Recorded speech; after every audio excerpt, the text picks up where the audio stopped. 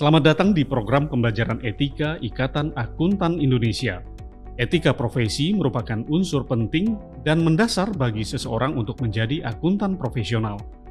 Etika profesi menentukan apa yang harus dilakukan, apa yang dapat dilakukan, dan apa yang tidak dapat dilakukan atau dilarang bagi akuntan profesional ketika melakukan aktivitas profesionalnya. Program pembelajaran etika merupakan media pembelajaran bagi seseorang yang akan menjadi akuntan profesional pada level fondasi untuk memahami ketentuan etika akuntan profesional. Substansi program akan mencakup materi Kode Etik Akuntan Indonesia dari awal sampai akhir, termasuk penerapannya. Tujuan dari program ini adalah 1. Memberikan pemahaman umum mengenai Kode Etik Akuntan Indonesia, dan 2. Pemenuhan persyaratan bagi peserta ujian sertifikasi akuntan profesional level dasar, Certificate in Accounting, Finance and Business atau CAFB, untuk mendapatkan sebutan Business Finance Associate atau BFA. Program ini terdiri dari 3 bagian, yaitu 1. Perkenalan Kode Etik Akuntan Indonesia, prinsip dasar etika, dan kerangka kerja konseptual yang akan memakan waktu 60 menit. 2. Penerapan prinsip dasar etika bagi akuntan yang bekerja di bisnis yang akan memakan waktu 40 menit. Dan 3. Penerapan prinsip dasar etika bagi akuntan yang berpraktik melayani publik, termasuk akuntan yang memberi jasa asuran yang akan memakan waktu sekitar 40 menit. Setiap bagian memiliki asesmen yang perlu diselesaikan untuk melangkah ke bagian selanjutnya secara berurutan. Penyelesaian asesmen memiliki batas minimum kelulusan atau passing grade sebesar 70%. Jika peserta belum mencapai batas minimum kelulusan, maka peserta hanya perlu mengulang asesmen. Jangka waktu penyelesaian keseluruhan program pembelajaran etika selama 2 kali 24 jam. Jika peserta tidak dapat menyelesaikan dalam 2 kali 24 jam, maka peserta harus mengulang dari awal. Pada bagian pertama, kita akan membahas terkait perkenalan Kode Etik Akuntan Indonesia, prinsip dasar etika, dan kerangka kerja konseptual. Sebelum masuk ke dalam pengenalan Kode Etik Akuntan Indonesia, kita perlu mengambil beberapa langkah ke belakang untuk membahas dari hal mendasar, yaitu etika. Apa itu etika? Secara harfiah menurut KBBI, ilmu tentang apa yang baik dan apa yang buruk, dan tentang hak dan kewajiban moral, atau bisa disebut juga dengan akhlak. Namun, Anda pasti memiliki pendapat masing-masing, seperti standar perilaku manusia, konsep antara benar dan salah, nilai-nilai yang dianut dalam suatu komunitas, dan lainnya. Secara garis besar, etika adalah bertindak dengan benar dalam situasi atau keadaan tertentu. Namun, tidak semua orang memahami etika sesuai deskripsi tersebut. Ada juga yang memahami etika sebagai pengambilan suatu tindakan tanpa mencederai hak dari individual. Kita dapat memahami etika secara mudah melalui contoh-contoh sederhana dalam menjalani kehidupan sehari-hari. Tentu kita pernah merasakan dilema atau dihadapkan pada situasi yang memaksa kita untuk memilih satu pilihan dari beberapa opsi. Berikut salah satu contohnya. Anda mempunyai janji bersama teman di suatu kafe. Anda memiliki sepeda yang bisa digunakan untuk mobilitas. Pada situasi ini, terdapat 2 kemungkinan yang dapat terjadi. Pertama, jika Anda menggunakan sepeda, maka Anda dapat sampai ke kafe tepat waktu. Kedua, jika Anda hanya berjalan kaki, maka Anda tidak dapat sampai ke kafe tepat waktu. Maka, apakah Anda akan menggunakan sepeda atau tidak? Anda pasti sudah memiliki jawaban sendiri di benak masing-masing tanpa perlu disebutkan. Untuk menjawab pertanyaan sederhana itu, kita pasti tahu bahwa setiap pilihan memiliki konsekuensi. Menggunakan sepeda dapat meningkatkan kepercayaan antara Anda dan teman Anda karena datang tepat waktu. Sedangkan tidak menggunakan sepeda dapat memberikan hal sebaliknya, penurunan kepercayaan karena Anda telat. Maka itu pilihan pertama lebih baik dari pilihan kedua. Dengan kata lain, Anda akan memilih menggunakan sepeda dibanding berjalan kaki. Contoh ini hanyalah gambaran sederhana dari penerapan etika di kehidupan sehari-hari. Lalu, bagaimana dengan etika profesi akuntan? Kode Etik IAI. Kode Etik IAI pertama kali ditetapkan dalam Kongres tahun 1973. Selanjutnya, Kode Etik IAI ini menjadi agenda pembahasan dalam Kongres ke-8 pada tahun 1998. Kode etik yang berlaku tahun 1998 ini menetapkan 8 prinsip etika yang berlaku bagi seluruh anggota IAI dan kompartemennya. Secara umum, kode etik IAI mengatur tentang prinsip etika, aturan etika, interpretasi aturan etika. Kode etik akuntan profesional. Pada tahun 2016, Komite Etika IAI mengadopsi Handbook of the Code of Ethics for Professional Accountant 2016 edition yang diterbitkan oleh International Ethics Standard Board for Accountants of the International Federation of Accountants atau IASBA-IFAC. Pada saat ini pula, penamaan kode etik IAI berganti menjadi kode etik akuntan profesional. Komite Etika IAI memutuskan bahwa Komite Etika IAI hanya mengadopsi part A dan part C, yaitu bagian A prinsip dasar etika dan bagian C akuntan profesional di bisnis. Untuk bagian B mengacu pada bagian B dari Kode Etik Profesi Akuntan Publik yang dikeluarkan oleh Dewan Standar Profesional Akuntan Publik dari Institut Akuntan Publik Indonesia (DSPAP) IAPI atau disebut juga dengan Incorporation by Reference. Kode etik profesi akuntan publik tersebut dikeluarkan pada Oktober 2008. Jika tidak diatur dalam kode etik profesi akuntan publik, maka anggota IAI harus mengacu langsung pada part B dari Handbook of the Code of Ethics for Professional Accountant 2016 edition yang dikeluarkan oleh IASBA-IFAC. Kode etik ini terdiri atas 3 bagian, yaitu bagian A, prinsip dasar etika, bagian B, akuntan profesional di praktik publik, bagian C, akuntan profesional di bisnis. Kode Etik Akuntan Indonesia. Pada Desember 2019, Komite Etika IAI, Komite Etika Profesi IAPI, dan Komite Etika IAMI secara resmi telah mengesahkan kode etik bersama yang berlaku untuk seluruh anggota IAI, IAPI, dan IAMI. Pada kesempatan ini, penamaan kode etik berganti dari Kode Etik Akuntan Profesional menjadi Kode Etik Akuntan Indonesia. Kode Etik Akuntan Indonesia berlaku efektif pada tanggal 1 Juli 2020 dengan penerapan dini diperkenankan. Kode Etik Akuntan Indonesia secara penuh mengadopsi Handbook of the Code of Ethics for Professional Accountant 2018 edition yang diterbitkan oleh IASBA-IFAC. Dalam proses penyusunannya, ketiga asosiasi yakni IAI, IAPI, dan IAMI didukung oleh Pusat Pembinaan Profesi Keuangan atau PPPK sesuai dengan Nota Kesepahaman tentang Kerjasama Pengembangan Profesi Akuntan di Indonesia dengan tujuan agar terjadi sinergi antar organisasi profesi akuntan dan menciptakan keseragaman ketentuan etika bagi seluruh akuntan di Indonesia. Pada Agustus 2021, Kode Etik Akuntan Indonesia dimutakhirkan dengan mengadopsi Revision to the Code to Promote the Role and Mindset Expected of Professional Accountant yang diterbitkan oleh IASBA-IFAC. Revisi Kode Etik Akuntan Indonesia berlaku efektif pada 31 Desember 2021. Tanggal efektif tersebut sama dengan tanggal efektif yang ditetapkan IASBA-IFAC atas revisi kode etiknya. Apa itu Kode Etik Akuntan Indonesia? Anda pasti sudah pernah mendengar tentang Kode Etik Akuntan Indonesia atau biasa disingkat menjadi KEAI. KEAI adalah sumber panduan etika bagi akuntan di Indonesia. Kenapa ada Kode Etik Akuntan Indonesia? Pertama, sebagai sumber panduan etika bagi akuntan di Indonesia.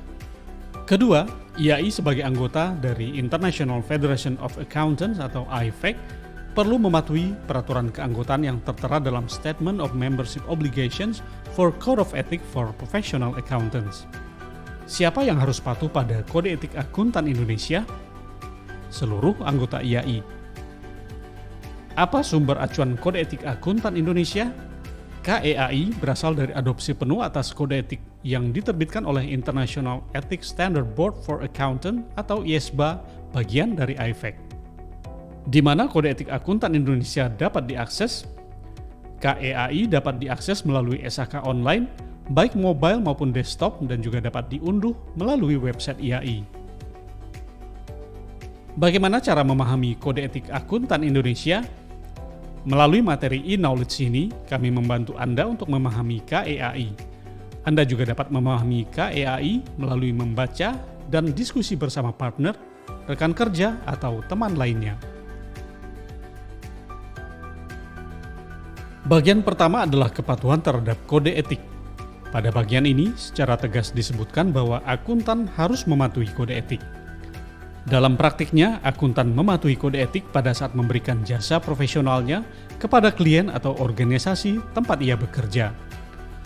Contoh pemberian jasa kepada klien adalah seorang akuntan berpraktik melalui kantor jasa akuntan memberikan jasa kompilasi untuk periode tahun tertentu kepada klien. Contoh pemberian jasa untuk organisasi tempat ia bekerja adalah seorang manajer akuntansi yang bekerja di perusahaan manufaktur, membantu perusahaannya untuk menyusun laporan keuangan sesuai standar akuntansi yang berlaku. Dengan ini kita tahu bahwa akuntan memiliki kepentingan kepada klien atau organisasi tempat ia bekerja. Namun, kita tidak berhenti sampai di sini. Laporan keuangan yang disusun oleh seorang akuntan dapat juga digunakan oleh pihak lain yang memiliki kepentingan. Dalam hal ini dicontohkan bahwa laporan keuangan yang disusun oleh manajer akuntansi akan dibaca oleh pemegang saham pada saat rapat umum pemegang saham. Atau laporan keuangan perusahaan yang disusun oleh akuntan berpraktik melalui kantor jasa akuntan dapat dibaca oleh masyarakat umum. Artinya, tindakan seorang akuntan tidak hanya mempertimbangkan kepentingan klien atau organisasi tempat ia bekerja, namun juga kepentingan publik. Maka itu, ciri pembeda profesi akuntansi adalah kesediaan seorang akuntan menerima tanggung jawab untuk bertindak bagi kepentingan publik. Dari sini kita paham bahwa tanggung jawab seorang akuntan begitu luas, tidak hanya klien atau organisasi tempat ia bekerja. Tentunya, kepatuhan terhadap kode etik bukanlah hal yang mudah. Jika terdapat keadaan yang tidak biasa dan membuat kebingungan sehingga sulit untuk membuat keputusan, akuntan disarankan untuk berkonsultasi dengan asosiasi profesi, regulator, pihak lain dalam kantor atau organisasi tempatnya bekerja, pihak yang bertanggung jawab atas tata kelola atau good governance, atau penasihat hukum. Asosiasi profesi di sini adalah IAI. Sedangkan regulator di sini adalah badan terkait tergantung kasus yang dihadapi. Lalu, bagaimana cara mematuhi kode etik? Pertama, akuntan perlu memahami hal-hal fundamental yang menjadi persyaratan dalam kode etik akuntan Indonesia, yaitu prinsip dasar etika dan kerangka konseptual. Prinsip dasar etika terdiri dari 5 prinsip yang harus dijunjung tinggi, yaitu integritas, objektivitas, kerahasiaan, perilaku profesional, dan kompetensi dan kehati-hatian profesional. Kerangka kerja konseptual merupakan cara berpikir seorang akuntan dalam menghadapi segala situasi saat memberikan jasa profesionalnya. Kedua, akuntan perlu menerapkan prinsip dasar etika dan kerangka konseptual di kehidupan nyata. Bagian selanjutnya akan membahas mengenai prinsip dasar etika dan kerangka kerja konseptual. Konsekuensi atas kepatuhan terhadap kode etik, akuntan juga harus patuh terhadap prinsip dasar etika. Prinsip dasar etika merupakan standar perilaku yang diharapkan dari seorang akuntan. Jadi, setiap tindakan yang diambil oleh akuntan harus mencerminkan prinsip dasar etika. 5 prinsip dasar etika yaitu integritas, objektivitas, kompetensi dan kehati-hatian profesional, kerahasiaan, dan perilaku profesional.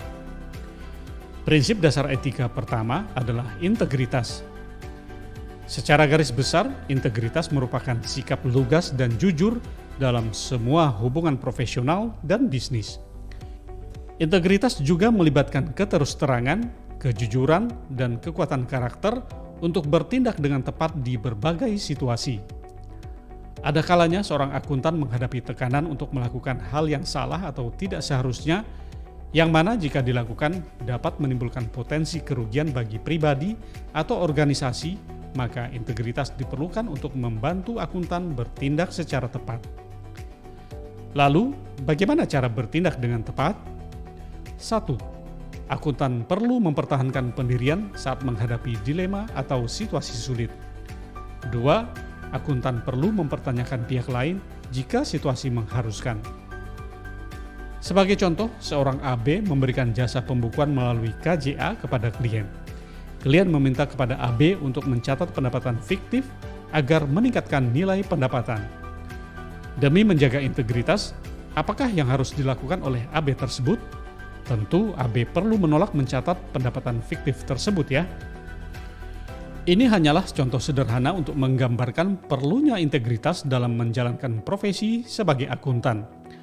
Dengan itu, akuntan harus waspada akan sesuatu yang dapat berkaitan dengan dirinya untuk menjaga integritas. Akuntan tidak boleh secara sengaja dikaitkan dengan laporan, komunikasi, atau informasi lain ketika akuntan percaya bahwa informasi tersebut 1. Berisi kesalahan atau pernyataan yang menyesatkan secara material. 2. Berisi pernyataan atau informasi yang dibuat secara tidak hati-hati. Atau 3. Penghilangan atau pengaburan informasi yang seharusnya diungkapkan sehingga akan menyesatkan. Prinsip dasar etika kedua adalah objektivitas. Menurut KBBI, objektivitas memiliki makna sikap jujur, tidak dipengaruhi pendapat dan pertimbangan pribadi atau golongan dalam mengambil keputusan atau tindakan. Dalam peran sebagai akuntan, hal-hal yang tidak boleh mempengaruhi akuntan dan tidak boleh dikompromikan oleh akuntan adalah sebagai berikut. 1. Bias. 2. Benturan kepentingan. Atau 3. Pengaruh atau ketergantungan yang tidak semestinya terhadap individu, organisasi, teknologi, atau faktor lain. Agar tidak terpengaruh oleh ketiga hal tersebut, seorang akuntan perlu memiliki pengetahuan, keahlian, dan pengalaman profesional yang sepadan dengan fakta dan keadaan, mempertimbangkan sifat dan lingkup dari kegiatan profesional tertentu, termasuk kepentingan dan hubungan yang terkait. Hal ini disebut juga dengan pertimbangan profesional atau professional judgment. Maka, objektivitas erat kaitannya dengan pertimbangan profesional. Penerapan prinsip objektivitas tidak lepas dari penerapan pertimbangan profesional juga. Prinsip dasar etika ketiga adalah kompetensi dan kehati-hatian profesional. Prinsip dasar ini berkaitan dengan pengetahuan terkini. Seperti halnya teknologi, standar akuntansi tidak henti-hentinya berkembang dari waktu ke waktu mengikuti perkembangan zaman. Dengan itu, seorang akuntan perlu selalu memperbarui pengetahuan terkini, tidak hanya terkait standar akuntansi, tetapi juga kode etik, standar profesi, dan peraturan perundang-undangan lainnya yang berlaku dan relevan. Agar klien atau organisasi tempatnya bekerja memperoleh jasa profesional yang kompeten sesuai standar profesional dan standar teknis terkini dan sesuai dengan perundang-undangan yang berlaku. Di samping memperbarui pengetahuan terkini, akuntan juga harus menerapkan pengetahuan tersebut saat memberikan jasa profesionalnya. Bayangkan jika seorang AB memberikan jasa pembukuan namun tidak menggunakan standar akuntansi terkini. Hal ini dapat mengakibatkan kesalahan dalam menyajikan informasi keuangan. Akhirnya, para pemangku kepentingan dapat mengambil keputusan yang tidak tepat. Berbagai cara dapat dilakukan dalam rangka memperbarui pengetahuan terkini. Beberapa di antaranya adalah 1. Mengikuti pendidikan profesional berkelanjutan atau PPL yang diselenggarakan oleh asosiasi profesi atau regulator. 2. Mengikuti seminar atau workshop standar akuntansi atau standar profesi terkini. 3. Melanjutkan studi dengan program pendidikan di bidang akuntansi seperti program pendidikan akuntansi atau PPAK. Dan 4. Kegiatan lainnya. Pada zaman saat ini, teknologi memiliki kontribusi yang signifikan terhadap dunia akuntansi. Maka, akuntan juga perlu mengikuti dan mempelajari perkembangan teknologi terkini. Prinsip dasar etika keempat adalah kerahasiaan. Pada prinsip ini, akuntan diharuskan menjaga informasi yang diperoleh sebagai hasil dari hubungan profesional dan bisnis. Hal ini adalah salah satu bentuk melindungi kepentingan publik karena akuntan membantu menjaga aliran informasi dari klien atau organisasi tempatnya bekerja kepada akuntan dan tidak mempublikasikan informasi tersebut kepada pihak ketiga yang tidak berkepentingan. Dengan itu, dalam rangka mematuhi prinsip kerahasiaan, akuntan harus melaksanakan hal-hal berikut ini. 1. Waspada terhadap kemungkinan pengungkapan yang tidak disengaja, termasuk dalam lingkungan sosial, dan khususnya kepada rekan bisnis dekat, anggota keluarga inti, atau keluarga dekat. 2. Menjaga kerahasiaan informasi di dalam kantor atau organisasi tempatnya bekerja. 3. Menjaga kerahasiaan informasi yang diungkapkan oleh calon klien atau organisasi tempatnya bekerja. 4. Tidak mengungkapkan informasi rahasia yang diperoleh dari hubungan profesional dan bisnis di luar kantor atau organisasi tempatnya bekerja tanpa kewenangan yang memadai dan spesifik, kecuali jika terdapat hak atau kewajiban hukum atau profesional untuk mengungkapkannya. 5. Tidak menggunakan informasi rahasia yang diperoleh dari hubungan profesional dan hubungan bisnis untuk keuntungan pribadi atau pihak ketiga. 6. Tidak menggunakan atau mengungkapkan informasi rahasia apapun, baik yang diperoleh atau diterima sebagai hasil dari hubungan profesional atau bisnis, maupun setelah hubungan tersebut berakhir. Dan 7. Melakukan langkah-langkah yang memadai untuk memastikan bahwa personel yang berada di bawah pengawasannya, serta individu yang memberi advis dan bantuan profesional untuk menghormati kewajiban akuntan guna menjaga kerahasiaan informasi. Menjaga kerahasiaan sangatlah penting sehingga seluruh kegiatan tersebut terasa begitu ketat tetapi harus dipenuhi semua. Namun, kepatuhan terhadap prinsip kerahasiaan tidak berhenti sampai hubungan antara akuntan dan klien atau organisasi tempatnya bekerja telah selesai, tetapi juga setelah hubungan tersebut selesai. Apabila akuntan tersebut telah berganti pekerjaan atau memperoleh klien baru, ia dapat menggunakan pengalaman sebelumnya sebagai bentuk dari keahlian profesional, tetapi ia tidak diperkenankan mengungkapkan informasi rahasia yang diperoleh atau diterima. Prinsip dasar etika kelima adalah perilaku profesional. Perilaku profesional berkaitan dengan 1. Kepatuhan terhadap peraturan perundang-undangan yang berlaku. 2. Bertindak bagi kepentingan publik dalam semua aktivitas profesional dan hubungan bisnis. Dan 3. Menghindari perilaku yang dapat mendiskreditkan profesi. Dengan kata lain, akuntan harus melaksanakan ketiga hal tersebut. Lalu, seperti halnya prinsip integritas, prinsip perilaku profesional mengharuskan akuntan untuk waspada agar tidak terlibat dalam bisnis, pekerjaan, atau aktivitas apapun yang diketahui merusak atau mungkin merusak integritas, objektivitas, atau reputasi profesi dan hasilnya tidak sesuai dengan prinsip dasar etika. Hal ini dikarenakan akuntan tidak boleh berada dalam lingkungan tersebut. Begitu pula dalam hal aktivitas pemasaran atau promosi, akuntan harus mengatakan yang sebenarnya. Pertama, akuntan tidak boleh membuat pernyataan yang berlebihan mengenai jasa profesional yang dapat diberikan, kualifikasi yang dimiliki, atau pengalaman yang telah diperoleh. Kedua, memberikan pernyataan yang merendahkan atau melakukan perbandingan dengan hasil pekerjaan pihak lain yang tidak didukung bukti. Jika terdapat keraguan dalam membuat suatu iklan agar tidak melanggar kedua hal tersebut, maka akuntan didorong untuk berkonsultasi dengan asosiasi profesi atau regulator terkait. Berikut penjelasan mengenai 5 prinsip dasar etika.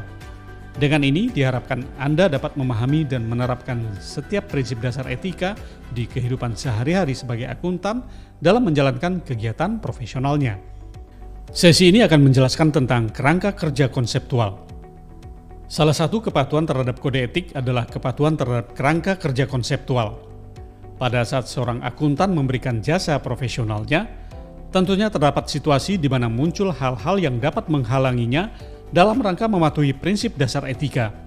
Hal tersebut merupakan ancaman terhadap akuntan. Dengan itu, kerangka kerja konseptual hadir untuk membantu akuntan dalam mematuhi prinsip dasar etika dan memenuhi tanggung jawabnya untuk bertindak dalam melindungi kepentingan publik. Lalu, apakah kerangka kerja konseptual dalam Kode Etik Akuntan Indonesia? Kerangka kerja konseptual merupakan sebuah pendekatan untuk 1. Mengidentifikasi ancaman terhadap kepatuhan pada prinsip dasar etika. 2. Mengevaluasi ancaman yang teridentifikasi. Dan 3. Mengatasi ancaman dengan menghilangkan atau menurunkannya sampai pada level yang dapat diterima. Secara sederhana, kerangka kerja konseptual juga dapat bermakna pola pikir seorang akuntan dalam menghadapi berbagai situasi saat memberikan jasa profesionalnya. Sebelum kita membahas mengidentifikasi, mengevaluasi, dan mengatasi ancaman, Anda perlu mengetahui bahwa penerapan kerangka kerja konseptual harus bersamaan dengan hal-hal berikut. 1. Memiliki sikap yang selalu mempertanyakan atau inquiring mind. 2. Menerapkan pertimbangan profesional atau professional judgment. Dan 3. menggunakan pengujian pihak ketiga yang rasional dan memiliki informasi yang memadai. Juga pertimbangan lain seperti 1. Bias, dan 2. Budaya organisasi. Mari kita mulai dari sikap yang selalu mempertanyakan. Pada saat seorang akuntan menerima suatu informasi, akuntan tidak serta-merta menerima informasi tersebut begitu saja. Akuntan harus mempertanyakan karena terdapat probabilitas bahwa apakah informasi tersebut salah, benar, relevan, tidak relevan. Maka, akuntan perlu mempertanyakan terkait sumber, relevansi, dan kecukupan informasi yang diperoleh dengan mempertimbangkan sifat, ruang lingkup, dan keluaran atau output dari aktivitas profesional yang dilakukan. Selain itu, akuntan perlu bersikap terbuka dan waspada terhadap kebutuhan investigasi lebih lanjut atau tindakan lainnya. Ketika mempertimbangkan sumber, relevansi, dan kecukupan informasi yang diperoleh, akuntan dapat mempertimbangkan antara lain, apakah informasi baru telah muncul atau telah terjadi perubahan fakta dan keadaan. Apakah informasi atau sumbernya mungkin dipengaruhi oleh bias atau kepentingan pribadi? Apakah terdapat alasan untuk memberi perhatian bahwa informasi relevan yang berpotensi hilang dari fakta dan keadaan yang diketahui akuntan? Apakah terdapat ketidakkonsistenan antara fakta dan keadaan yang diketahui dan ekspektasi dari akuntan? Apakah informasi tersebut memberikan basis yang memadai untuk mencapai suatu kesimpulan? Apakah mungkin terdapat kesimpulan yang memadai lainnya yang dapat dibuat berdasarkan informasi yang tersedia? Jadi, cukup banyak persyaratan yang diperlukan dalam menerapkan sikap ini yang mencerminkan bahwa sikap ini begitu penting untuk dipahami dan diterapkan oleh akuntan. Lanjut ke pertimbangan profesional. Pada setiap aktivitas profesional seorang akuntan, baik dihadapkan pada situasi yang sulit maupun mudah, akuntan harus memutuskan tindakan yang tepat. Maka itu, ia perlu menerapkan pertimbangan profesional yang berasal dari pengetahuan, keahlian, pelatihan, dan pengalaman profesional yang relevan dan sepadan dengan fakta dan keadaan, termasuk sifat dan ruang lingkup aktivitas profesional tertentu dan berbagai kepentingan hubungan yang terlibat. Dengan itu, pengetahuan, keahlian, pelatihan, dan pengalaman yang relevan akan membantu akuntan dalam menetapkan sebuah keputusan yang tepat. Berkaitan dengan prinsip kompetensi dan kehati-hatian profesional, menjaga kompetensi menjadi salah satu titik berat dalam menerapkan pertimbangan profesional. Bayangkan jika seseorang yang tidak memiliki kompetensi diminta untuk memutuskan sesuatu yang signifikan tanpa berkonsultasi dengan pihak lain yang memiliki keahlian atau pengalaman yang relevan. Apakah keputusan tersebut akan tepat dan relevan? Berikutnya adalah pihak ketiga yang rasional dan memiliki informasi yang memadai. Pada pertimbangan ini, akuntan menguji ke pihak lain tentang suatu kasus yang memiliki ancaman terhadap satu atau lebih prinsip dasar etika, lalu apakah kesimpulan yang sama mungkin akan dibuat oleh pihak lain. Pertimbangan ini dibuat dari perspektif pihak ketiga yang rasional dan memiliki informasi yang memadai, yang mempertimbangkan semua fakta dan keadaan yang relevan yang diketahui oleh akuntan, atau secara rasional diekspektasikan untuk diketahui oleh akuntan pada saat membuat kesimpulan.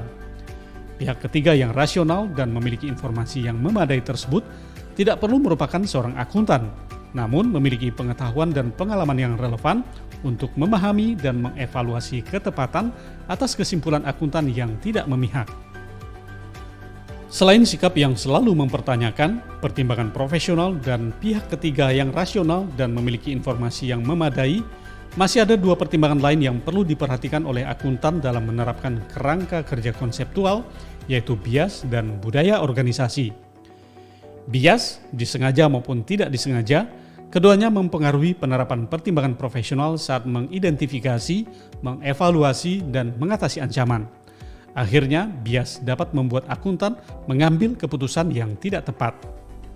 Kode Etik Akuntan Indonesia menjelaskan 8 jenis bias, yaitu: pertama, bias jangkar atau anchoring bias merupakan kecenderungan untuk menggunakan bagian informasi awal sebagai patokan atau anchor dibandingkan dengan informasi selanjutnya yang tidak dinilai secara memadai. Kedua, bias automatisasi atau automation bias merupakan kecenderungan untuk memilih keluaran atau output yang dihasilkan dari sistem yang terotomatisasi, bahkan ketika penalaran manusia atau informasi yang kontradiktif, menimbulkan pertanyaan apakah keluaran tersebut dapat diandalkan atau sesuai untuk tujuannya.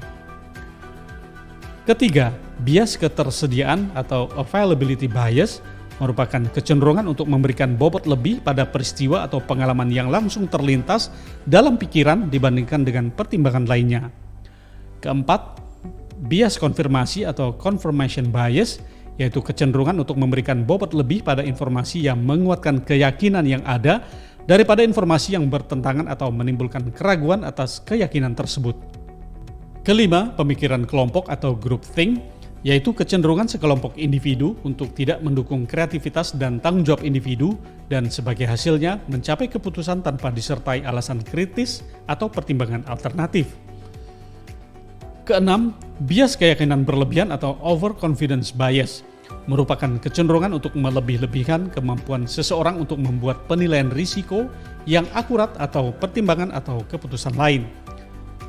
Ketujuh, bias representasi atau representation bias, yaitu kecenderungan untuk mendasarkan pemahaman pada suatu pola pengalaman, peristiwa, atau keyakinan yang dianggap representatif. Kedelapan, persepsi selektif atau selective perception, yaitu kecenderungan ekspektasi seseorang untuk mempengaruhi bagaimana orang tersebut memandang suatu hal atau orang tertentu. Dukungan budaya etis dalam organisasi paling efektif jika: pertama, para pemimpin dan pihak yang memegang peran manajerial mendukung pentingnya dan meminta pertanggungjawaban mereka dan pihak lain untuk menunjukkan nilai-nilai etika organisasi. Kedua, program pendidikan dan pelatihan, proses manajemen, dan evaluasi kinerja yang tepat serta tersedianya kriteria penghargaan yang mendukung budaya etis. Ketiga, tersedianya kebijakan dan prosedur yang efektif untuk mendorong dan melindungi pihak yang melaporkan tindakan nyata atau yang dicurigai ilegal atau tidak etis, termasuk whistleblower. Dan keempat, organisasi berpegang pada nilai-nilai etika ketika berhubungan dengan pihak ketiga. Setelah kita paham tentang pertimbangan dalam menerapkan kerangka kerja konseptual, langkah selanjutnya adalah mengetahui tentang langkah mengidentifikasi, mengevaluasi, dan mengatasi ancaman. Dimulai dari mengidentifikasi ancaman, Kode Etik Akuntan Indonesia menyebutkan 5 jenis ancaman. Pertama, ancaman kepentingan pribadi, yaitu ancaman berupa kepentingan keuangan atau kepentingan lain yang akan mempengaruhi pertimbangan atau perilaku akuntan secara tidak tepat. Kedua, ancaman telah pribadi atau self-review, yaitu ancaman ketika akuntan tidak dapat secara tepat melakukan evaluasi atas pertimbangan yang telah dibuatnya, atau aktivitas yang dilakukan oleh akuntan atau individu dalam kantor atau organisasi tempatnya bekerja yang diandalkan oleh akuntan ketika membuat suatu pertimbangan sebagai bagian dari pelaksanaan aktivitas yang sedang diberikan. Ketiga, ancaman advokasi atau ancaman yang terjadi ketika akuntan mendukung posisi klien atau organisasi tempatnya bekerja sampai pada titik yang dapat mengurangi objektivitasnya. Keempat, ancaman kedekatan, yaitu ancaman yang terjadi karena hubungan yang lama atau hubungan yang dekat dengan klien atau organisasi tempatnya bekerja. Akuntan terlalu bersimpati pada kepentingan klien atau organisasi tempatnya bekerja atau terlalu mudah menerima hasil pekerjaan mereka. Kelima, ancaman intimidasi, yaitu ancaman yang terjadi ketika akuntan dihalangi untuk bertindak secara objektif karena tekanan yang nyata atau dirasakan, termasuk upaya mempengaruhi akuntan secara tidak semestinya. Pada saat akuntan menghadapi suatu keadaan, ia perlu mengidentifikasi ancaman-ancaman yang dapat muncul. Perlu diketahui bahwa satu keadaan dapat memunculkan lebih dari satu ancaman, lalu satu ancaman dapat mempengaruhi lebih dari satu prinsip dasar etika. Ancaman yang telah diidentifikasi akan dievaluasi pada tahap berikutnya. Pertanyaan mendasar untuk tahap ini adalah apakah ancaman tersebut berada pada level yang dapat diterima? Level yang dapat diterima adalah level ketika pihak ketiga yang rasional dan memiliki informasi yang memadai menyimpulkan bahwa akuntan mematuhi prinsip dasar etika. Selain itu, akuntan mempertimbangkan faktor kualitatif dan kuantitatif yang relevan dalam mengevaluasi ancaman dan dampak gabungan dari beberapa ancaman jika dapat diterapkan. Begitu pula dengan pertimbangan informasi baru atau perubahan fakta dan keadaan. Perubahan atas informasi ini dapat menimbulkan ancaman baru sehingga akuntan harus waspada terkait hal ini. Pada tahap ini, akuntan sudah dapat memetakan bahwa suatu kasus menimbulkan satu atau lebih ancaman, lalu ancaman tersebut mempengaruhi satu atau lebih prinsip dasar etika. Tahap terakhir adalah mengatasi ancaman. Bagaimana cara mengatasi ancaman? Akuntan dapat mengatasi ancaman dengan cara berikut. Cara pertama adalah dengan menghilangkan keadaan, termasuk kepentingan atau hubungan yang memunculkan ancaman. Cara kedua adalah dengan menerapkan pengamanan jika tersedia dan dapat diterapkan untuk menurunkan ancaman pada level yang dapat diterima. Pengamanan dalam hal ini adalah suatu tindakan yang dilakukan secara individual atau gabungan. Cara ketiga adalah dengan menolak atau mengakhiri aktivitas profesional tertentu. Setelah mengetahui tahapan dalam kerangka kerja konseptual, akuntan diharapkan dapat menghadapi berbagai situasi dengan tetap mematuhi prinsip dasar etika. Sebagaimana kita tahu bahwa kebutuhan akan keahlian akuntan yang begitu luas sehingga akuntan dapat membagi keahliannya menjadi dua, yaitu 1. Akuntan yang bekerja di bisnis, dan 2. Akuntan yang berpraktik melayani publik, yaitu A. Akuntan berpraktik atau AB yang memberikan jasa profesionalnya melalui kantor jasa akuntan atau KJA, dan B. Akuntan publik atau AP yang memberikan jasa profesionalnya melalui kantor akuntan publik atau KAP. Pembahasan lebih lanjut mengenai penerapan kerangka kerja konseptual pada akuntan yang bekerja di bisnis maupun berpraktik melayani publik akan dijelaskan pada bagian selanjutnya karena terdapat tambahan persyaratan dan materi aplikasi tambahan yang relevan.